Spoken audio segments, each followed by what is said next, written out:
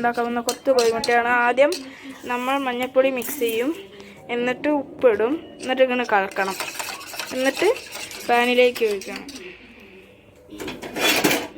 ആദ്യം ഇതും വെളിച്ചെണ്ണയും ഒഴിക്കണം.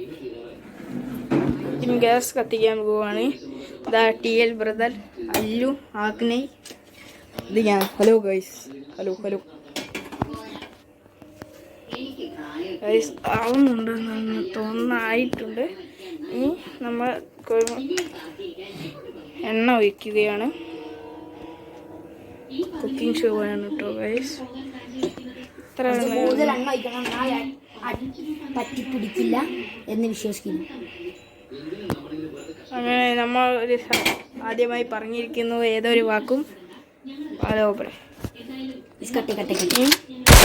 ഇനി നമ്മൾ ഒഴിക്കാൻ പോവുകയാണ് കോഴിമുട്ട. അങ്ങനെ ഒഴിച്ച് കഴിഞ്ഞിരിക്കുന്നു.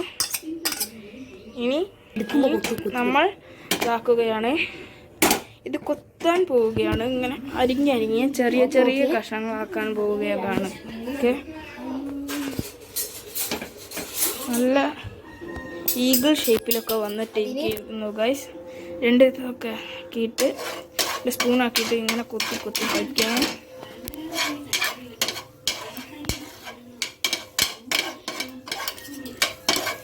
ഗൈസ് ഇങ്ങനെ ആക്കണം. ഇവിടെയൊക്കെ ഒറ്റിപ്പിടിച്ചിട്ടുണ്ട്. അധികം എണ്ണ ഒഴിക്കണം, എന്നാലേ ഒറ്റിപ്പിടിക്കാതെ ഇരിക്കാൻ കഴിയുകയുള്ളൂ. അങ്ങനെ കൊത്തി കഴിക്കണം. ഷവർമ പോലെ ആക്കി എടുക്കുക.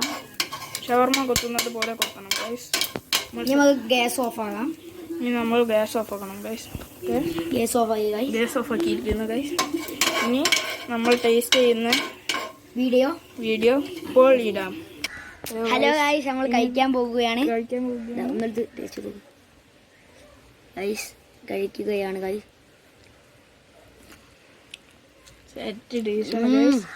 ഇപ്പോൾ ആ മഞ്ഞളിലൊക്കെ സീനായി ഗൈസ്. നമ്മൾ വെന്തിട്ടുണ്ട്. ഞങ്ങൾക്ക് ഒരു ചെറിയൊരു മിസ്റ്റേക്ക് പറ്റി. ഇത് എണ്ണ ഒഴിച്ചത് കുറച്ച് കുറഞ്ഞു പോയി. നിങ്ങൾ കുറച്ച് കൂടുതൽ ഒഴിച്ചാൽ മതി. റെഡി ആയി കിട്ടും. കൊത്ത്